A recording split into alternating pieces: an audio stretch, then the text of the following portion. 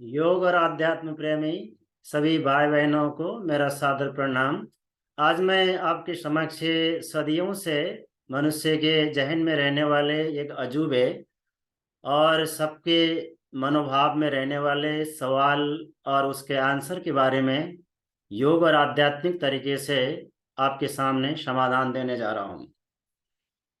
वो सवाल ये कि मनुष्य को जीवन में काम क्रिया कितने बार करनी चाहिए and what should be frequency of sex in the human life that comes to the mind of the cohabiting partners, married couple, teenagers, adolescents and even to the mind of elderly people.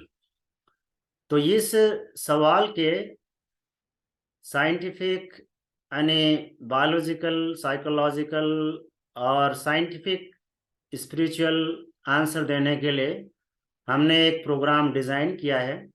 उस programme को मैं आपके सामने quickly साझेदारी करके दिखा रहा हूँ और आप देख पा रहे हैं उस प्रोग्राम का नाम है प्रीनेटल पोस्टनेटल इंटीग्रेटिव केयर। ये प्रोग्राम की हेडिंग सुनने पर आपको ऐसा लगता है कि ये एंटीनेटल और पोस्टनेटल हेल्थ केयर से संबंधित या उससे केंद्रित प्रोग्राम है। लेकिन इसमें हम इंटरेस्टिंगली और एक महत्वपूर्ण पेपर के रूप में spiritual element, spiritual science of the sex element paper आपके साथ साझेदारी कर रहे हैं, जिसका ज्ञान विज्ञान हमारे गुरुदेव ने एक तंत्र के ग्रंथ में एक सामयिक तरीके से बहुत अच्छे से निरूपण किया है। तो मैं साथियों आपको आगे ले जाता हूँ। काम के नियंता और योग के परम पुरुष भगवान श्री कृष्ण को मेरा सादर प्रणाम। वो हमें ज्ञान की और काम की, योग की सटीक ज्ञान विज्ञान के आशीर्वाद दें और इस राह में आगे बढ़ने के लिए हमें अनुदान वरदान दें, ऐसे मेरी योगेश्वर भगवान कृष्ण से प्रार्थना। और इसके बाद मैं मूल सवाल में आता हूँ, जो वस्तुतः योग साधना का, आध्यात्मिक साधना का एक मूल पक्ष है।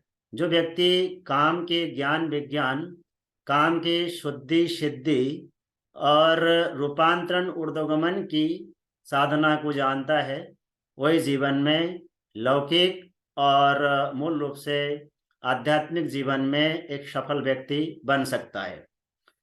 साथियों, जीवन में काम कला कितनी बार होनी चाहिए? What is the frequency of sex? That is commonest question to the every individual of the reproductive age and perhaps to the person of elderly age too. I mean ये एल्डरली के लिए भी उतना ही सवाल है। इसी सवाल को सोक्रेट के शिष्य ने उन्हें पूछा था। महान दार्शनिक सोक्रेट के साथ जब उनके शिष्य ने पूछा कि गुरुदेव, काम कला जीवन में कितनी बार होनी चाहिए, तो उन्होंने जवाब दिया, जीवन में एक बार। शिक्षक का मन बोझिल सा हुआ, मन भरा नहीं। फिर वो आगे उनसे आंसर सुनने की अपेक्षा रखता रहा, तो उन्होंने बोला कि इसे साल में एक बार करना चाहिए। फिर भी उसका मन भरा नहीं, तो उन्होंने जवाब दिया, तो इसे महीने में एक बार करना चाहिए। फिर भी उसके मन भरा नहीं, तो उन्होंने जवाब दिया भारी मन से कि जितने मर्जी हो उतने बार इसे करनी चाहिए, लेकिन उसे अपने मृत्यु के कफन तैयार रखना चाहिए। यानी you can go for any times of the sex in the life, but you should be prepared for the death. That is the answer given by the noted philosopher Aristotle to his disciple.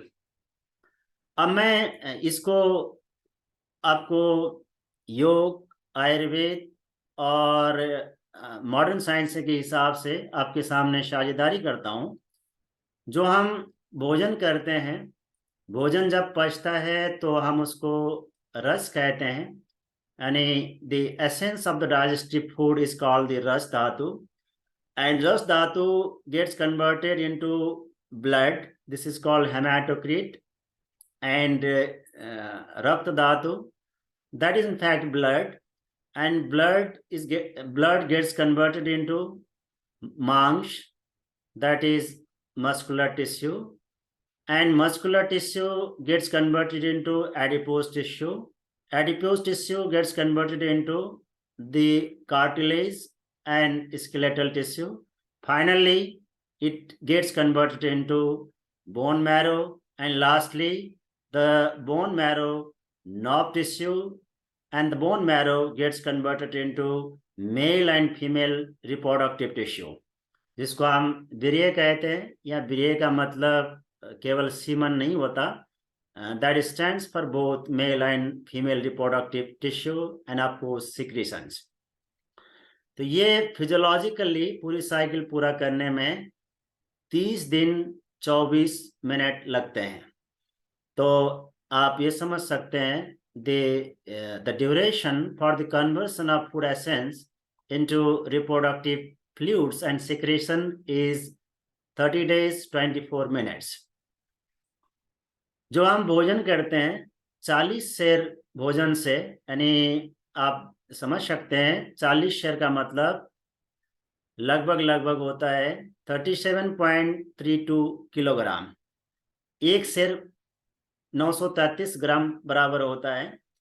तो यानी जो हम एक शेर भोजन करते हैं उससे एक शेर रक्त बनता है, यानी 40 शेर ब्लड भोजन से एक शेर रक्त बनता है, और एक शेर रक्त से 2 तोला वीर्य बनता है।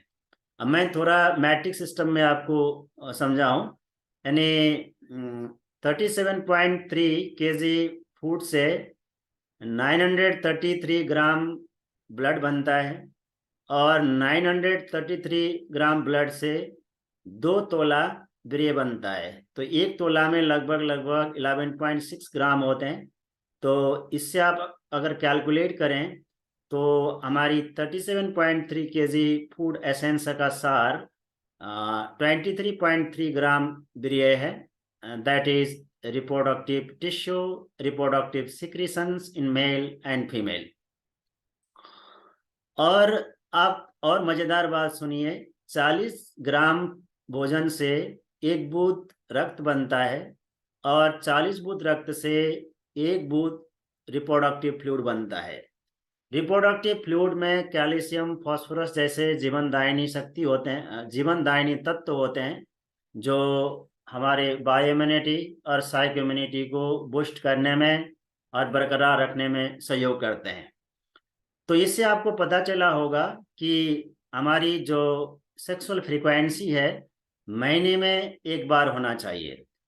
अगर आप रिप्रोडक्टिव साइकिल या मेंस्ट्रुएशन साइकिल को ध्यान में रखते हुए नेचुरली जिस समय फर्टिलाइजेशन के चांसेस कम होते हैं, आई मीन आप लगभग साइकिल शुरू होने से 1 हफ्ते पहले मीटिंग करते हैं, तो कंसेप्शन की संभावना नहीं रहता। आप नेचुरली बर्थ को कंट्रोल कर सकते हैं और एक बार कामकला का उत्सव मना सकते हैं, और आप कामकला को एक हाईएस्ट लेवल ऑफ सेटिस्फेक्शन तक एंजॉय करते हैं। तो ये फुलफिलिंग होता है। आप कामकला की फ्रीक्वेंसी ऑफ सेक्स के क्वांटिटी से ज़्यादा क्वालिटी में ध्यान दें, और महीने में 1 बार की फ्रीक्वेंसी रखें।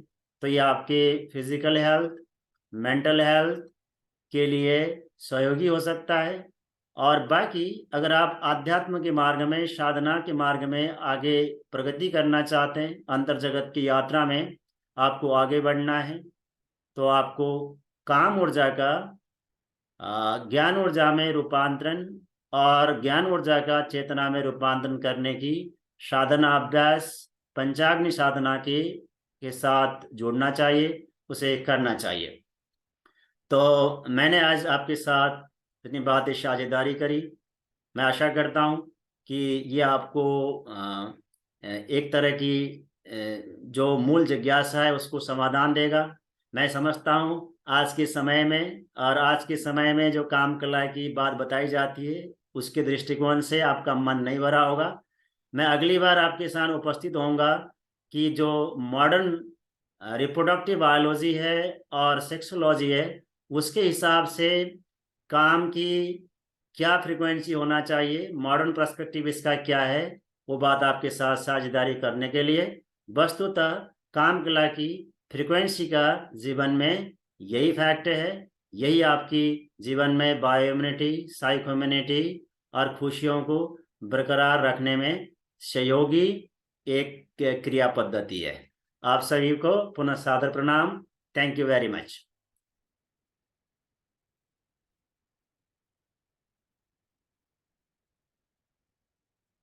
और आप इस ज्ञान विज्ञान के वो अच्छी तरह से समझना चाहते हैं और जीवन में भौतिक और आध्यात्मिक मार्ग में उन्नति करना चाहते हैं, तो आप निसंदेह इस प्रोग्राम में जुड़ सकते हैं और आपका स्वागत है। आप सभी को धन्यवाद। सादर प्रणाम।